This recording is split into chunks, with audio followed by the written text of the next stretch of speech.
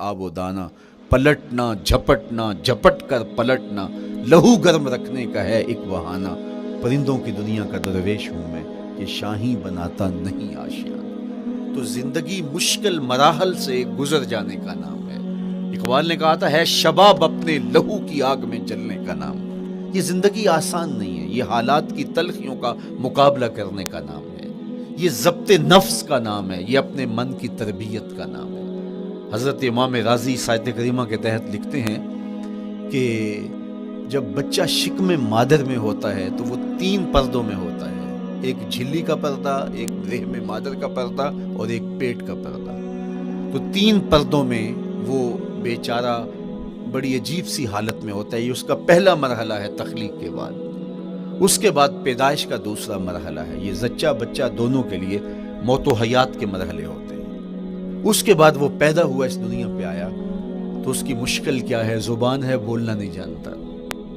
دیکھتا ہے پہچان نہیں سکتا، سنتا ہے سمجھ نہیں سکتا،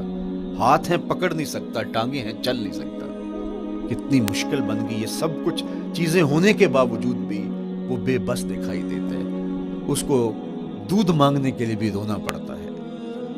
تو یہ ایک مرحلہ تھا۔ پھر آہستہ آہستہ اس نے بولنا سیکھا، ایک ایک حرف کر کے، لفظ لفظ جوڑ کے وہ جملے مکمل کرتا رہا۔ آج تو زبان کا طوطی بولتا ہے،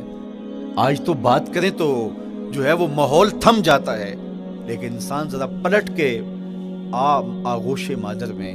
تیری ماں نے ایک ایک حرف تجھے سکھایا تھا، ایک ایک لفظ تجھے سکھایا تھا، لفظ لفظ کر کے، حرف حرف کر کے جملے بنے، اور آج تیری گفتار کی شوخی کے تذکرے زمانے میں ہیں تو پھر تجھے بولنا سکھایا۔ تو چل نہیں سکتا تھا، آج تیری جو ہے وہ جولانیاں دیکھنے والی ہیں، تیری رفتار کو کوئی چھو نہیں سکتا ہے، تیری آنکھوں کی بجلیاں آج عقابوں سے بڑھ کر ہیں، آج تیرے کانوں کے اندر نغموں کا جہاں آباد ہے، آج تیرے ہاتھوں کی گرفت کہ آگے شیر غراں بھی ہو تو وہ بھی بے بس ہو جاتا ہے، لیکن دیکھ تو کتنا مجبور تھا۔ اچھا چلو وہاں سے آگے آئے، پھر زندگی کو سیکھنا پڑتا ہے، آداب سیکھنے پڑتے ہیں، کس سے کیا بات کرنی ہے سیکھنا پڑتا ہے، آگے بڑھے، جوانی کی دہلیز پہ پہنچے۔ جوانی انسان کی زندگی کا باقپن ہوتا ہے، عروج ہوتا ہے، اللہ اکبر، لیکن جوانی کو تقدس معاب رکھ کے منزل تک پہنچانا یہ سب سے مشکل مرحلہ ہوتا ہے، چونکہ جذبات بے قابو ہیں، خواہشیں آوارہ ہیں، اور تا حد نظر نظارے ہی نظارے جو دل کو کھینچتے ہیں۔ اب اپنے تقدس کو جو شخص محفوظ رکھے، کائنات میں سب سے قیمتی جوہر حضرت انسان کا اس کی عصمت کا جوہر ہے، اور سب سے حسین چہرہ وہ ہے جو جنسی کالک سے اپنے آپ کو بچا لے۔ تو جوانی ہو، باقپن ہو،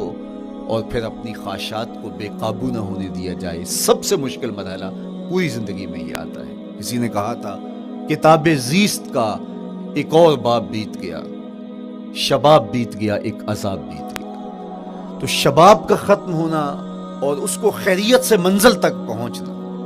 یہ کتنا بڑا مشکل مرحلہ ہوتا ہے، جس کا جوانی میں باطن کا چہرہ مسخ ہو جاتا ہے اور جنسی کالک سے جو چہرہ آلودہ ہو جاتا ہے،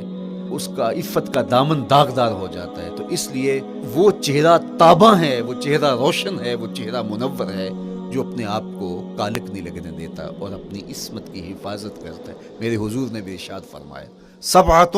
یظلھم اللہ تعالی فی ظلہ یوم لا ظل الا ظلہ، 7 اشخاص ایسے ہیں قیامت کے دن جب کوئی سایہ نہیں ہوگا، اللہ ان کو اپنے عرش کا سایہ عطا کرے گا۔ ان میں سے پہلا شخص امام عادل حکمران، دوسرا شخص وشاب نشأ فی عبادت اللہ، وہ جوان جس کی جوانی اللہ کی عبادت میں بسر ہوئی، تیسرا وہ شخص ورجل قلبہ معلق بالمساجد، وہ شخص جس کا دل مسجد میں لگتا ہے، مسجد میں جمتا ہے، اور چوتھا شخص ورجل دعتہ امرأۃ ذات منصب وجمال فقال انی اخاف اللہ، وہ شخص جس کو دعوت گناہ ملی اور حسن قدموں میں بچھنے کے لیے بےتاب ہوا، اور اس نے کیا کہا انی اخاف اللہ، میں اللہ سے ڈرتا ہوں، میرا اللہ مجھے دیکھ رہا ہے۔ میرے حضور نے فرمایا قیامت کے دن جب کوئی سایہ نہیں ہوگا، اللہ اس کے اوپر اپنے عرش کا سایہ تان دے۔ جو اپنی عصمت کے جوہر کو بچا گیا، تو یہ ایک مشکل مرحلہ تھا اپنی جوانی کے تقدس کی حفاظت کرنا۔ میرے حضور نے ارشاد فرمایا انا حبیب اللہ، میں اللہ کا حبیب ہوں، جو جوان جوانی میں توبہ کرتا ہے وہ بھی اللہ کا حبیب ہے۔ کتنا بڑا اعزاز ہے اور کتنا بڑا کمال ہے جو شخص کو ملتا ہے جو جوانی میں اپنی عصمت کے تقدس کی حفاظت کرتا ہے، اپنی آبرو پہ پہرا دیتا ہے، اپنی نظروں کی حفاظت کرتا ہے، اپنی سوچوں کو آوارہ نہیں ہونے دیتا، اپنے خیالوں کو بھٹکنے نہیں دیتا، اپنی خواہشات کو بے قابو نہیں ہونے دیتا۔ تو یہ مشکل ترین لمحہ تھا۔ اس کے بعد امام راضی کہتے ہیں اب شادی کا مرحلہ ہوا تو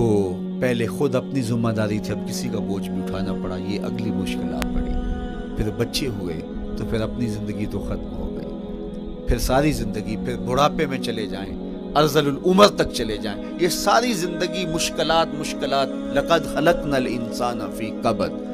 تو ہمیں عملی طور پہ مشکلات کے مقابلے کے لیے تیار ہونا چاہیے۔ دیکھیے ہم جب شکار کرنے جاتے ہیں اور وہ خطرناک جنگل ہو جس میں شیر، بھیڑیے اور دیگر جانور بھی ہوں، تو پھر ہم حفظ ما تقدم کے طور پہ سب کچھ ساتھ لے کے جاتے ہیں اور اس انداز سے جاتے ہیں کہ ہمارے اوپر اگر کوئی حملہ ہو تو بچاؤ کی یہ تدبیر ہو۔ تو ہم عملی طور پہ اس کے لیے خود تیار ہوتے ہیں، تو پھر کوئی ہونے والا حملہ غیر متوقع نہیں ہوتا اور ہم اس کے لیے اپنے آپ کو مستعد اور فعال پاتے ہیں۔ اسی طرح میں اور آپ اگر زندگی کے اس فلسفے سے آگاہ نہیں ہوں گے کہ زندگی مشکلات کا مجموعہ ہے، حالات کی تلخیاں ساری زندگی ہمارے ساتھ رہیں گی، تو کوئی بھی تکلیف، کوئی بھی اذیت، کوئی بھی ایسا واقعہ جو ہم نہیں چاہ رہے ہوں گے وہ روح پذیر ہوگا تو ہم گھبرا جائیں گے اور پھر اس وقت ہم دکھی ہو جائیں گے۔ اس لیے ہمیں یہ قرآن نے سکھایا ہے کہ تم عملی طور پہ زندگی کی سختیوں کا مقابلہ کرنے کے لیے آمادہ اور تیار ہو جاؤ۔ قرآن مجید میں جو صبر کا لفظ ہے اس کا مفہوم یہ ہے کہ حالات کی جو تلخیاں تمہارے اوپر آتی ہیں، وہ غربت بھی ہو سکتی ہے، وہ بیماری بھی ہو سکتی ہے، وہ لوگوں کی عداوت اور دشمنی بھی ہو سکتی ہے، وہ اور بہت ساری چیزیں ہوتی ہیں، وہ جنگوں کی حالت کا بپا ہو جانا اور تمہارا دشمنوں کے نرغے میں گر جانا، یہ سب کچھ ہو سکتا ہے۔ تو اس کے اوپر استقامت کے ساتھ تم کھڑے رہو اور تم ان کو برداشت کرنے کی اپنے اندر ہمت اور حوصلہ رکھو، تو پھر وہ تمہارا صبر ہوگا، اور یہ قوت اگر تمہارے اندر پیدا ہو جاتی ہے تو پھر تمہاری زندگی آسان اور سوکھی ہو جاتی ہے۔ لیکن اگر یہ دولت تمہیں نصیب نہیں ہوتی تو پھر ساری زندگی دکھوں اور شکووں سے بھری رہتی ہے۔ اس لیے ہمیں یہ چیز سیکھ لینی چاہیے کہ زندگی نام ہی مشکلات سے نبرد آزما رہنے کا ہے۔ عملی طور پہ ہم دیکھو، ہمیں پتہ ہے سردی آ رہی ہے تو اس کا ہم پہلے انتظام کرتے ہیں، تو سردی ہمیں دکھی نہیں پھر کرتی، ہم سردی سے بھی لطف لیتے ہیں، موسم برسات سے بھی مزہ لیتے ہیں، اور گرمی سے بھی ہم ایک حاص حاصل کر لیتے ہیں اگر ہم اس کو جو ہے اس کے لیے عملی طور پہ اپنے آپ کو تیار کر لیں۔ لیکن اگر ہم اس کے لیے تیاری نہیں کریں گے تو سوائے گھبراہٹ کے اور کچھ نہیں ہوگا۔ تو مجھے اور آپ کو عملاً اپنے آپ کو اس بات کے لیے آمادہ کرنا پڑے گا کہ زندگی ان حالات کی تلخیوں سے ٹکرانے کا نام ہے، اور ساری زندگی ہمیں ان مراحل سے گزرتے رہنا پڑے گا۔ اور قرآن نے جو ہے وہ 3 قسمیں کر کے، اور 3 قسمیں بھی شہر مکہ کی اور محبوب کریم کے پاکیزہ وجود اور جناب ابراہیم علیہ السلام کی، تاکہ تمہیں پتہ چلے جب ان کو بھی ان مراحل سے گزرنا پڑا میں اور آپ کیا بیچتے ہیں۔ اس لیے ہمیں اپنی زندگی کو ان راہوں پہ ڈالتے ہوئے صبر اور استقامت، اب صبر اور استقامت کی دولت ہمیں کیسے نصیب ہوگی، یہ دولت کس طرح، یہ قوت راسخہ ہمارے اندر کیسے پیدا ہوگی، اور کس طرح ہمارے من کے اندر یہ چیزیں سمائے گی۔ اللہ تعالیٰ کی خشیت، اس پر توکل، اس پر بھروسہ، اور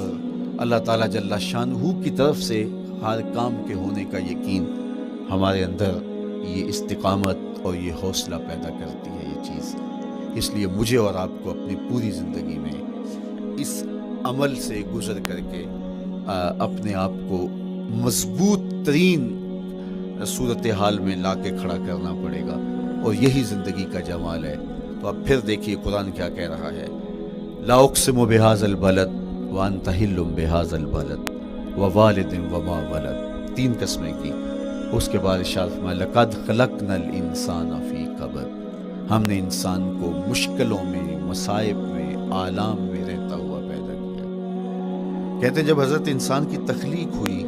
تو اس کا خمیر جب گویا جا رہا تھا تو اس کے اوپر 39 دن تک آزمائشوں کی، دکھوں کی، تکلیفوں کی بارش ہوئی، اور ایک دن خوشیوں اور مسرتوں کا می برسا۔ تو انسان کی زندگی کے اندر حالات سے ٹکرانا اور دکھوں کو سہنا